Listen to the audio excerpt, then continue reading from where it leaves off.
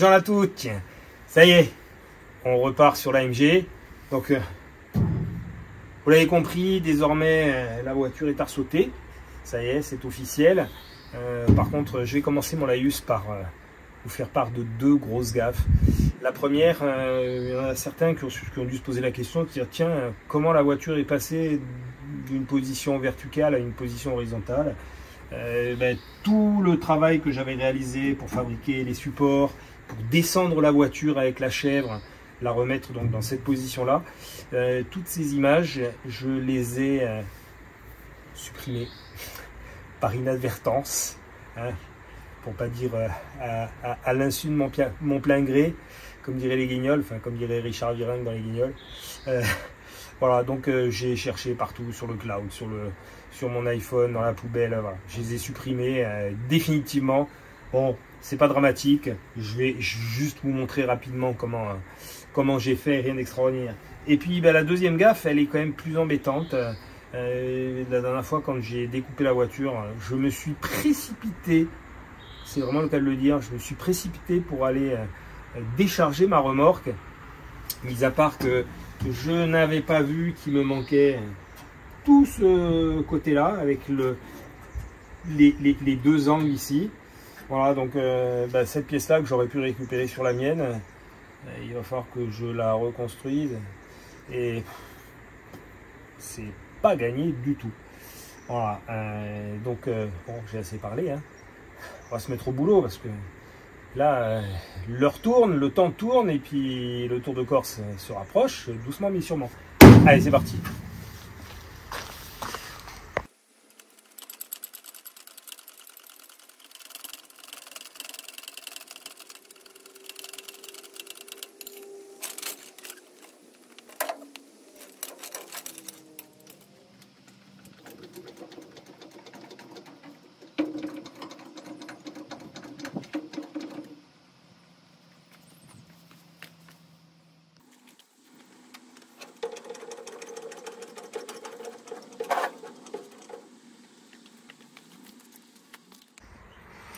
Alors voilà, donc je me suis fabriqué ça, j'ai récupéré les roulettes que j'avais utilisées l'an dernier pour la Mini, on voit encore les traces de peinture verte, et j'ai simplement découpé une tôle qui allait bien, j'ai soudé ça dessus, et puis pour cette partie là, alors là j'ai pris cette barre, là je suis en appui sur le support de boîte, voilà, donc pareil, j'ai découpé les roulettes que j'avais utilisées, je les ai soudées ici. Bon, c'est pas de la grosse soudure, mais l'essentiel, c'est que ça fasse le job, comme on dit. Voilà, donc bon, là, je vais la sécuriser pour pouvoir travailler de ce côté-là. Bon, je pense que je vais attaquer d'abord par la partie arrière, qui en a le plus besoin. Voilà, c'est bloqué. Ça peut paraître léger, mais là, j'ai toujours la chèvre en appui. Donc, je vais pouvoir travailler sereinement sans que ça me tombe dessus.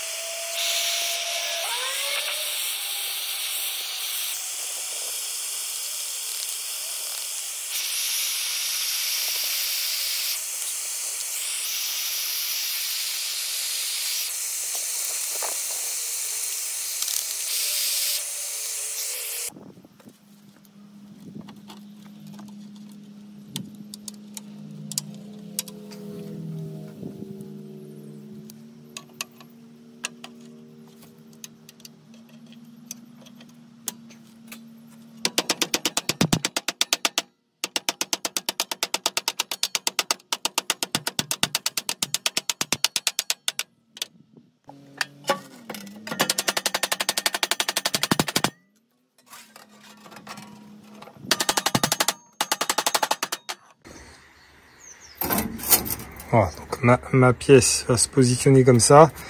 Par contre, le problème, c'est que d'origine, on le voit, pour renforcer la résistance de ce morceau, au lieu qu'il soit complètement plat, il y a une forme qui est imprimée dedans. Voilà, on le voit tout du long. Et c'est ce qui va permettre de rigidifier cette pièce-là. Or, moi, si je mets cette partie-là, même si elle n'est pas très importante, malheureusement, il n'y aura pas de renfort. Donc, je vais quand même voir si j'ai moyen de me fabriquer une empreinte comme ça et à la presse de reporter au moins sur cette partie-là, de reporter donc cette forme pour rigidifier ce morceau. Voilà. Bon, en attendant, je vais mettre un petit coup d'anti-rouille, bon, même si de toute façon je n'ai pas encore accédé derrière, mais ça mange pas de pain. Bon, alors l'idée, j'ai reproduit sensiblement le même triangle. Je vais le poser au milieu sur cette plaque. Je vais découper mon empreinte. Et ensuite, une fois que j'aurai découpé l'empreinte, je viendrai mettre ma plaque ici, là. Je poserai la partie découpée dessus. Et à la presse, j'enfoncerai ma plaque de manière à ce que j'ai mon empreinte.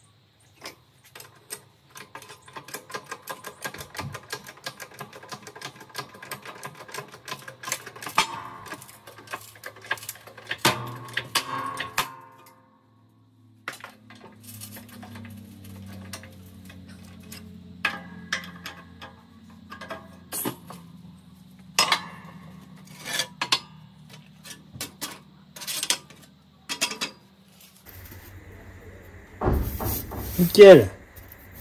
Allez, je vais faire les autres. Ça y est, ma pièce est prête.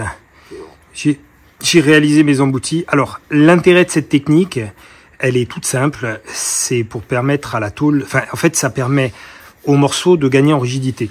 Voilà, c'est-à-dire que là, si je prends un morceau sans embouti, voilà, il se tord comme un rien. Alors qu'avec les emboutis, voilà, ça rigidifie l'ensemble et du coup, ça bouge plus. Voilà.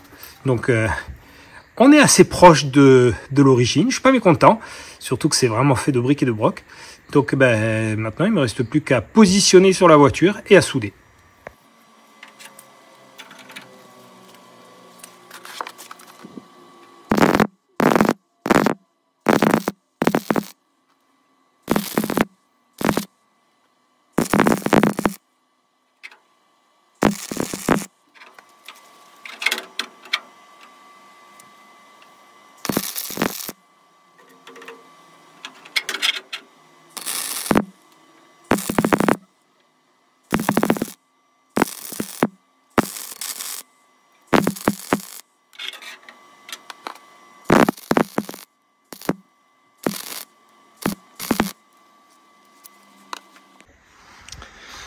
Alors, nouveau, enfin je vais pas qualifier ça de petit souci, donc il va falloir que je ressoude cette pièce-là en lieu et place. Sauf que, ouais, donc quel état elle est. Et bien entendu, je n'en ai pas d'autre. Donc il va falloir que je me débrouille pour reconstruire tout ça. Je vais commencer par sabler pour enlever la misère. Après je couperai. Bon, allez, on va essayer de faire quelque chose de propre.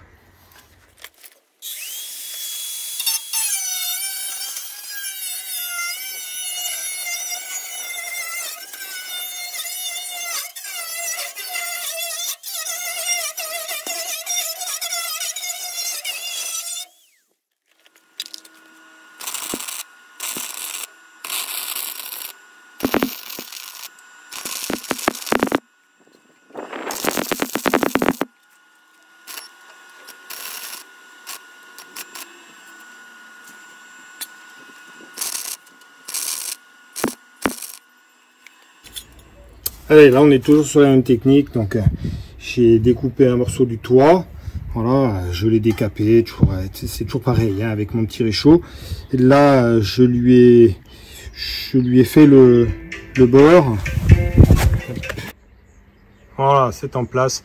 Je vous ai épargné la soudure, le meulage, les étapes habituelles. Alors là par contre je vais m'attaquer à un sérieux souci. Le problème c'est que, alors on voit ça a été refait, ça a été clairement refait, là on voit des traces de soudure ancienne. Là déjà il va falloir que je démonte ça. Hop là, petite pause téléphone.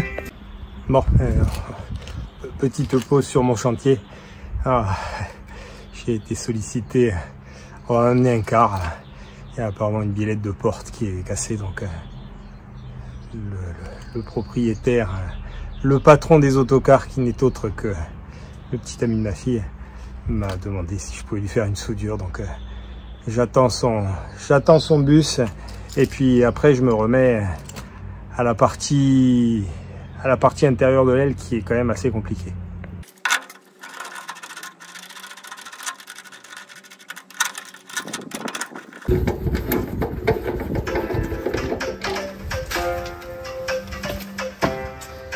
Allez, est-ce que je vais arriver à travailler? Allez, je termine.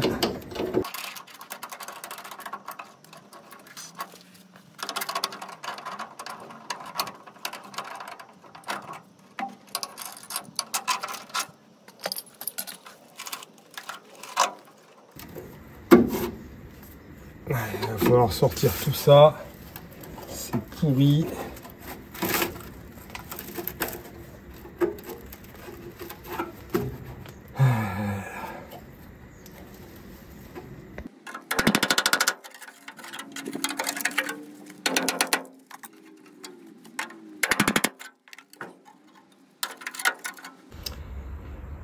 Bon.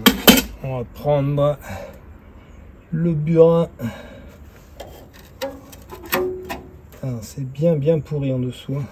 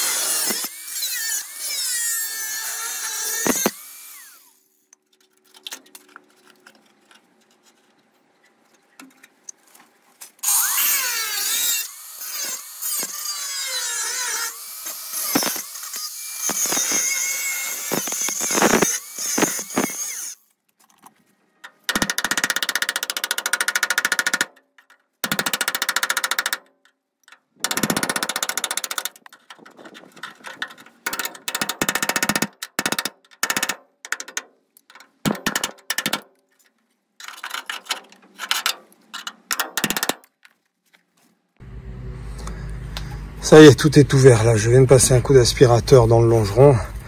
Alors, je vais mettre un petit coup d'anti-rouille. Après, il faut que je renforce cette pièce-là. Ici, j'ai un premier renfort, donc cette pièce ici qui va aller jusqu'au bout et qui descend là. Et ensuite, j'ai toute cette pièce-là à mettre. Je m'attaquerai en dernier à ce morceau-là qui lui aussi va être coton. Et puis, il y a aussi cette partie-là à refaire. En attendant, là déjà, je m'occupe de ça. Bon, j'ai enlevé la misère. Et puis, voilà, là, on voit clairement que tout ça avait déjà été refait, hein, les jonctions de soudure. Mais comme toujours, c'est refait, mais pas protégé contre la rouille. Et ça repart derrière.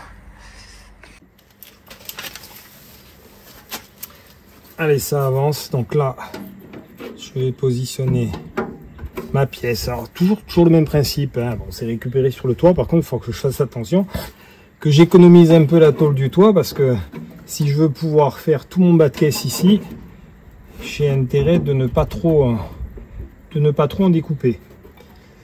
Donc là, je le mets en position comme il faut. Je pointe, je vais bouchonner ici. Là, je vais voir pour faire du bord à bord. Ça devrait être bon. Alors, en même temps, je me dis j'ai plus intérêt à bouchonner aussi. Je vais faire des trous là et je soude tout simplement. À mon avis, il va falloir que je découpe, sinon ça va pas passer.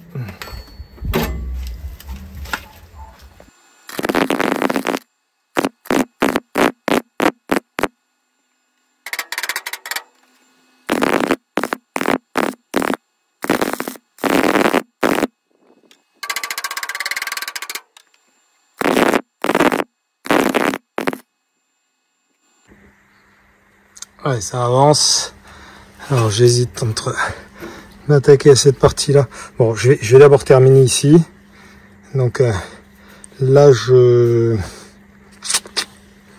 pense que je vais juste coffrer là et mettre un brin de soudure ici. Bon, là il y aura les deux épaisseurs, ça comme à l'origine. Donc là ça a été repris. Oui, je vais juste faire une plaque ici et elle prendra appui là.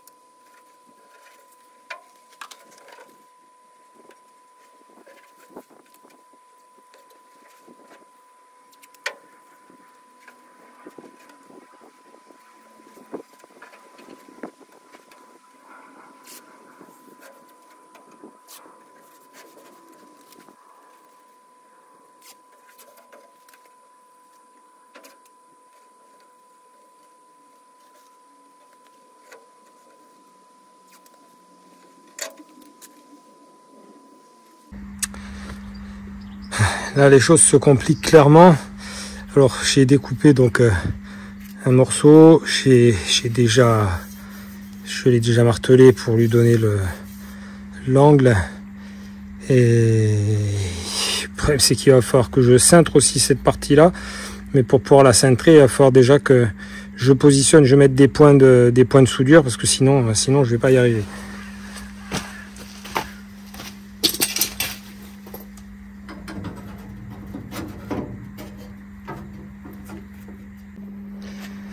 Ça y est, j'en ai terminé avec ce tour de roue intérieur.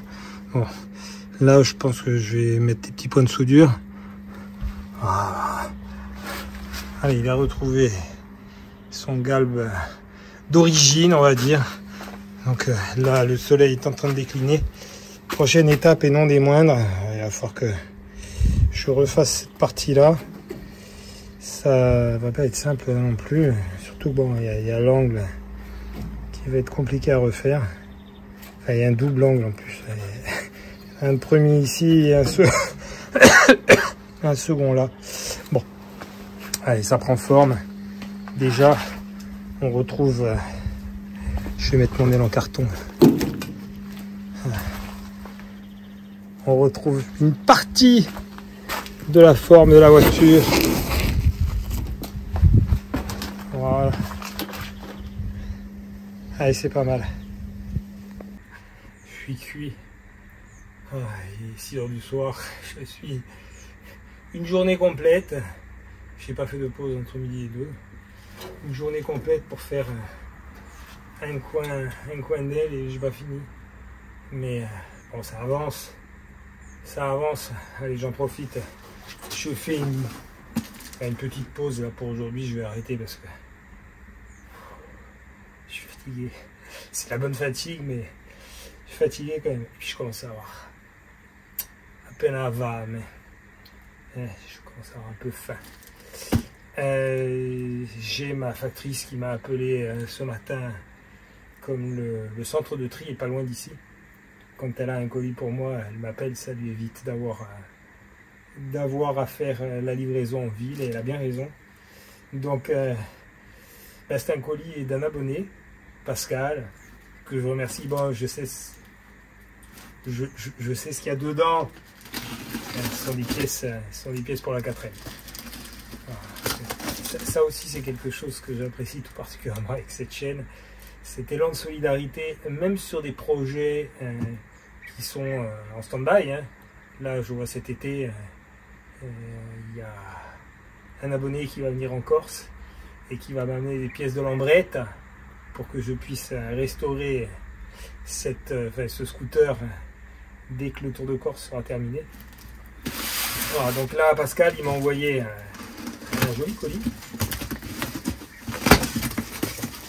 avec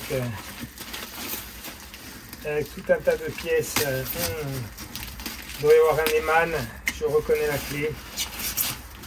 Oh, c'est génial. Alors, le soin qui est mis à l'emballage. Ah, des enjoliveurs chromés. Ah, c'est top. C'est top. Puis il y avait 4.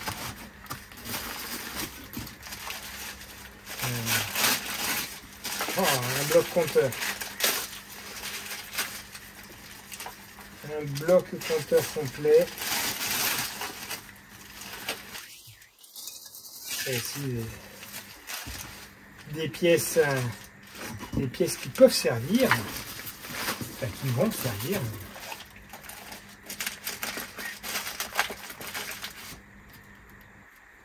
Je pense qu'on est sur des cabochons arrière. Oh, génial. Alors, ils vont pas servir pour la 4L parce que malheureusement, c'est une version antérieure avec des optiques carrées à l'arrière. Mais je sais où ils vont aller. Je ne vous en dis pas plus, mais ils vont retourner sur une voiture. Ça, il n'y a pas l'ombre d'un doute. Bon, il y a encore, il y a des butoirs de pare-choc. Je sais que je ne vais pas tout déballer non plus. Ça me permet de souffler. Ça me permet de souffler. Ah, cool. Cool, un carbu. Alors ça, c'est typiquement le genre de pièce que je vais me faire un plaisir de passer directement dans la cuve à ultrasons. Pour une raison toute simple, c'est que, faut encore, vous allez peut-être le comprendre avec les feux arrière, j'ai potentiellement une 4L à remettre en route. Et ça tombe bien parce que c'est une voiture qui a arrêté depuis plusieurs décennies, donc je pense que le carbu doit être bien encrassé. Donc je vais pouvoir au préalable nettoyer celui-ci. Comme ça, je n'aurai qu'à l'installer sur la voiture. Voilà. Alors effectivement, les rétroviseurs sont là. Rétroviseurs extérieurs et intérieurs. Oh, super. Super, super. Alors, comme je le répète à chaque fois dans les vidéos,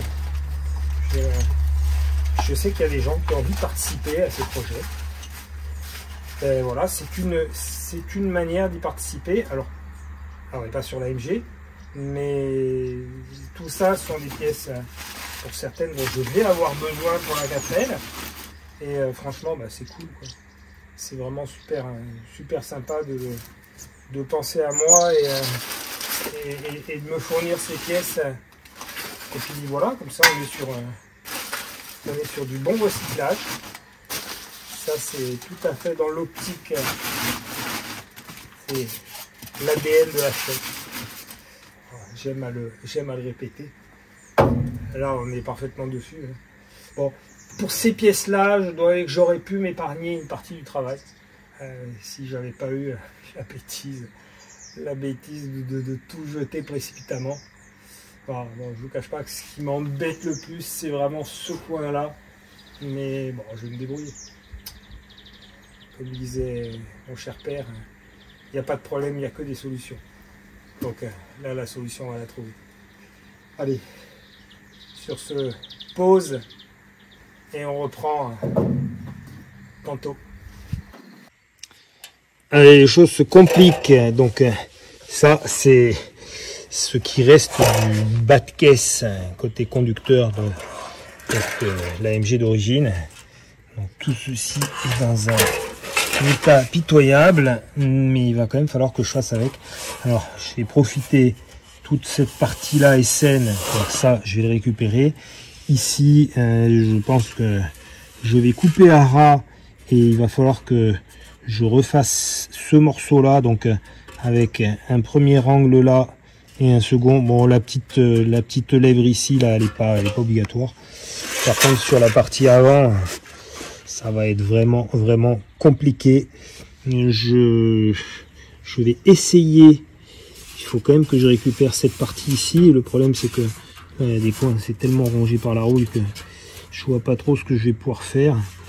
Là, c'est pareil. Enfin, on va essayer. De toute façon, j'ai pas trop le choix parce que ça non plus, je n'ai pas. Alors, enfin, j'ai pas trop le choix. On peut toujours acheter. C'est pas le problème. On retrouve ces morceaux-là, mais ça n'est pas, vous le savez, ça n'est pas dans l'esprit de la chaîne. L'idée, c'est de recycler. Donc, on va recycler avec ce qu'on a. Faute d'avoir une plieuse qui me permettrait de faire à la fois du travail propre, soigné et assez rapide, je fais système D. Donc là, j'ai déjà tordu le premier bord. C'est le morceau, la partie basse du bas de caisse, donc où il y a une double pliure.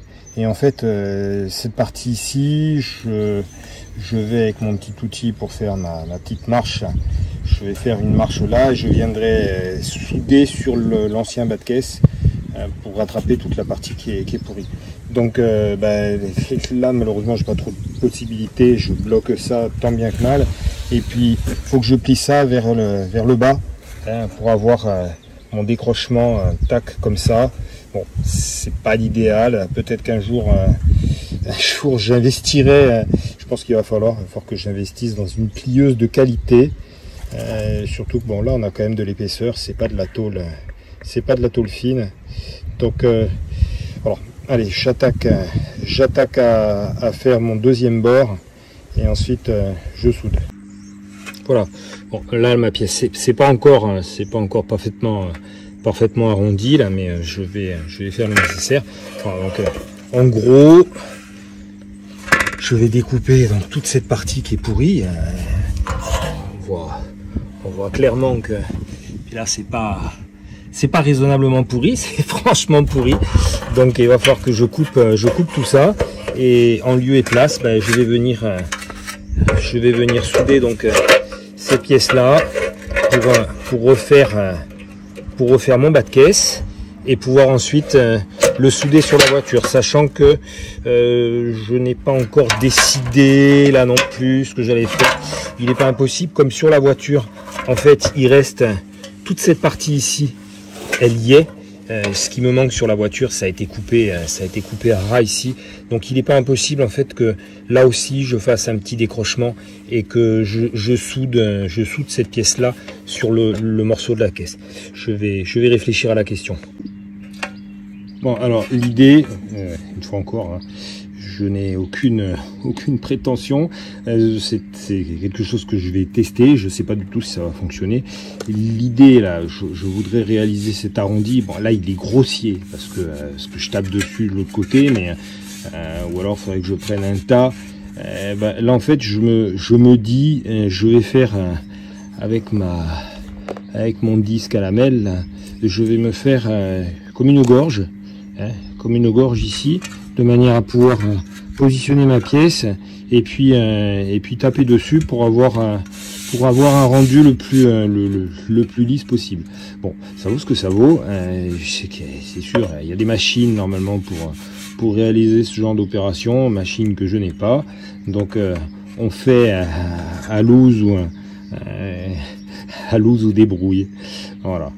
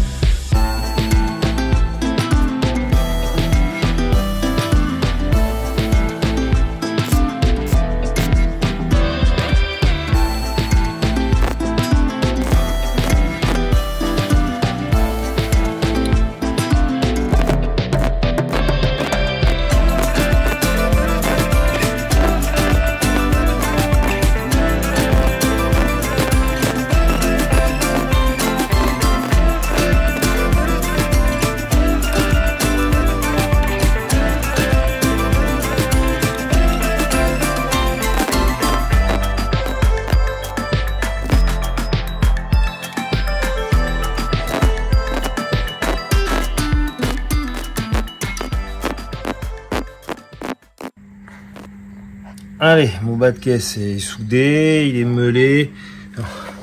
Là, il faut que je m'occupe de le positionner à la bonne distance.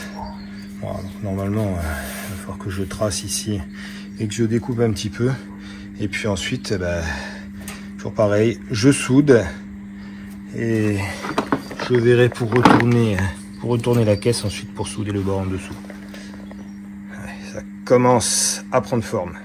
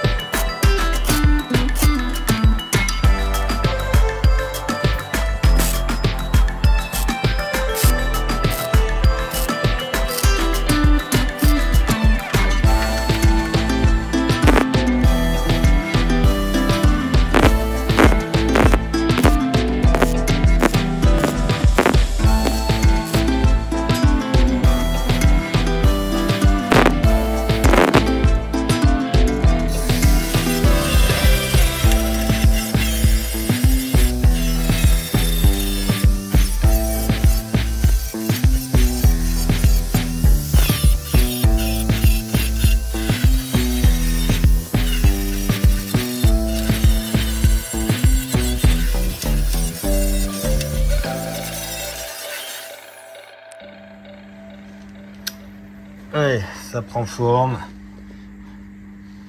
Alors, je vais terminer de souder le bas. J'aurais pu percer pour bouchonner. Bon, c'est pas dramatique. Avec l'intensité qui est assez élevée, j'arrive à traverser la tôle. Donc ça m'épargne une partie du travail.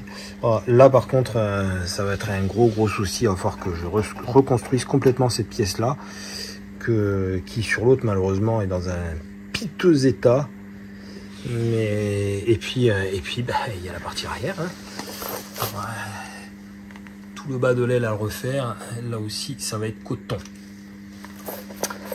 mais bon, on va faire avec, on n'a pas vraiment le choix. Voilà, ça c'est l'inconvénient quand on décide de faire du recyclage au maximum. Ça demande beaucoup plus de temps que si on achète les pièces toutes faites et qu'on les pose. Voilà, mais c'est un choix.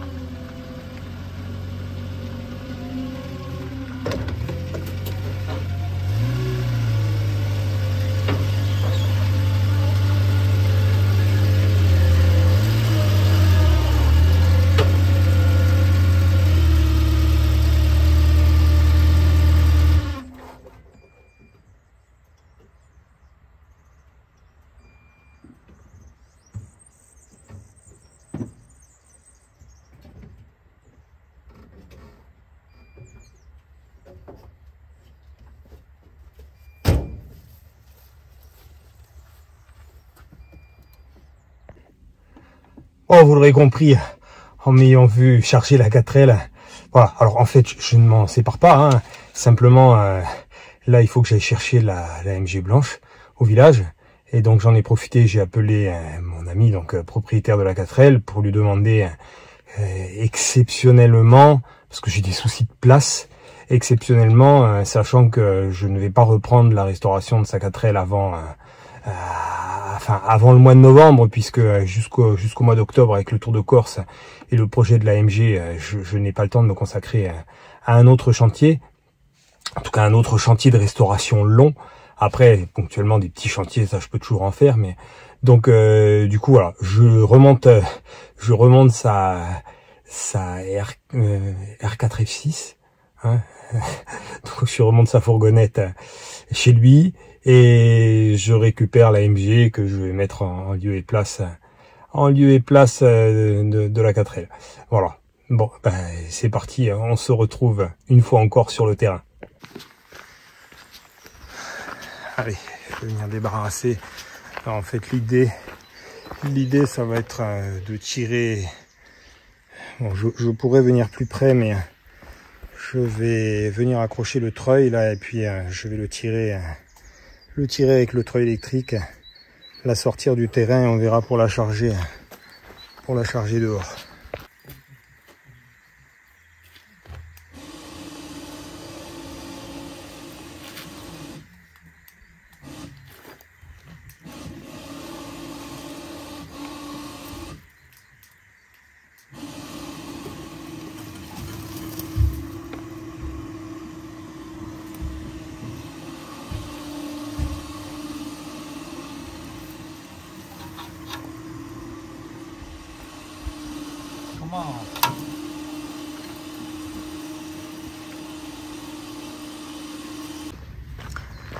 Allez, ça y est, la voiture est sur la remorque.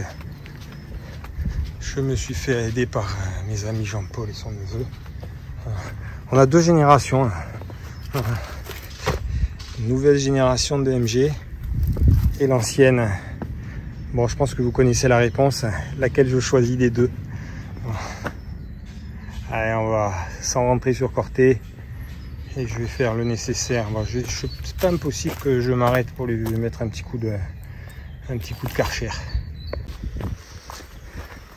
Alors j'ai profité là, je suis avec mes amis, on profite d'un arrêt sur le lieu d'où j'avais récupéré la lambrette et la minute nationale géographique. Alors on me demande de temps en temps de faire attention les serpents. Alors on trouve parfois des... Alors en serpent, il n'y a que des couleuvres, il n'y a pas de vipère, donc on risque rien du tout. Bon là je vais la relâcher, la pauvre. Elle doit se demander ce qui lui arrive. Allez, file. Mais on peut trouver des petits scorpions aussi. Bon, mais rien de bien méchant. Allez, je suis curieux, je vais soulever les quelques tôles là et on va voir ce qu'il y a en dessous. Voilà, on est sur de la pièce de 4L de toute évidence. Bon, un pare-choc de R5. Alors, malheureusement il est cassé là-bas. Alors j'ai récupéré celui de l'arrière qui est en parfait état. Bon, après il n'y a plus rien dessous. Il y a des jantes, ça ressemble à de la jante de J9. Rien de véritablement intéressant. Allez, pour le plaisir, je vais replonger. Donc là, on se retrouve là où j'avais extrait donc la lambrette. Alors, on est toujours sur une porte ancienne, CY20 fourgon. Ça va. Je pense que les amateurs de 2 chevaux reconnaissent.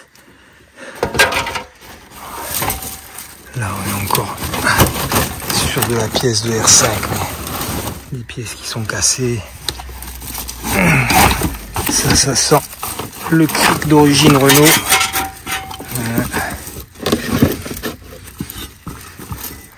Une petite restauration sur un cric comme ça. Allez, je vais m'amuser, tiens. Alors, là, j'ai une porte de 4L. Je me demande si c'est pas une des portes qui avait été repeinte avec le...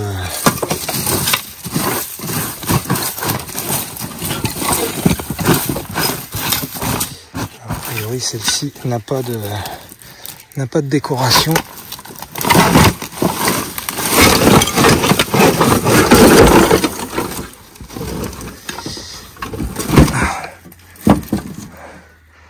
Celle-là, elle aurait rester en lieu et place. Et un petit coup de nettoyage, c'est vraiment pour que elle fasse moins peine. Oh, bon. Là, le toit n'a pas encore été fait. Mais ce côté-là est pas mal. Allez, elle fera toujours moins épave avec ses pneus gonflés. Visuellement, c'est déjà plus agréable.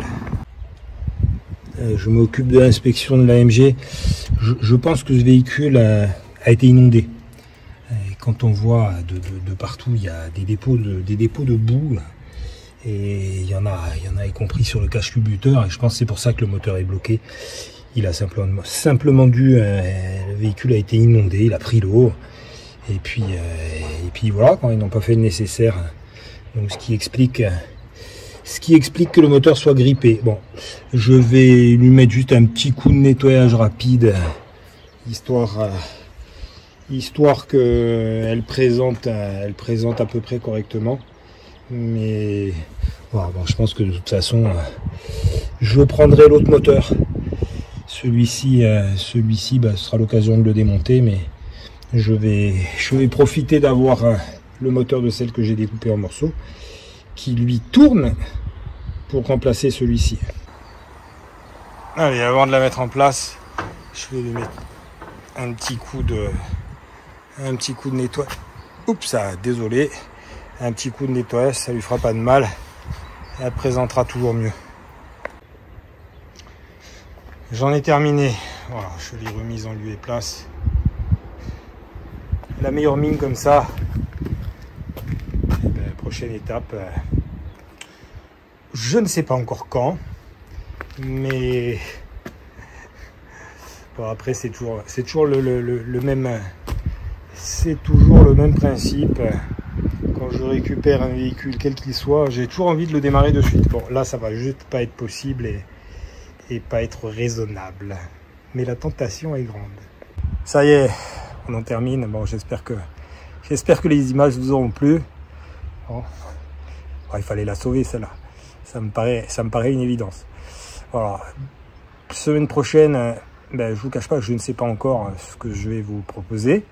Je vais essayer dans la mesure du possible d'avancer sur l'AMG, même si le travail à réaliser est encore important, mais je commence à voir petit à petit la fin de la partie purement tôlerie, je dirais. Voilà, donc j'espère tantôt pouvoir la retourner, protéger les soubassements, enfin m'attaquer à une partie plus noble, je dirais, enfin plus noble dans le sens de la mise en valeur du bien, puisque bon voilà, pour l'instant elle fait encore peine. Voilà. Sur ce, formule consacrée, vous la connaissez. Une fois encore, n'hésitez pas à vous abonner, n'hésitez pas à cliquer sur la cloche aussi si vous voulez avoir chaque fois que je mets une vidéo, si vous voulez avoir l'alerte. Voilà, vous pouvez aussi suivre la chaîne via Instagram et via Facebook. Et puis, comme chaque fois, je remercie d'ailleurs les derniers participants à la cagnotte, qui petit à petit grossit. Une fois encore, comme je l'ai expliqué, elle servira, sur toute vraisemblance, comme l'an dernier, elle servira pour le Tour de Corse en lui-même. C'est à la fois pour tout ce qui va toucher à l'engagement, à l'essence, les pneus, enfin bref, tout ce qui compte pour pouvoir concourir. Voilà. Sur ce, passez une bonne semaine, portez-vous bien, et moi je vous dis à très bientôt.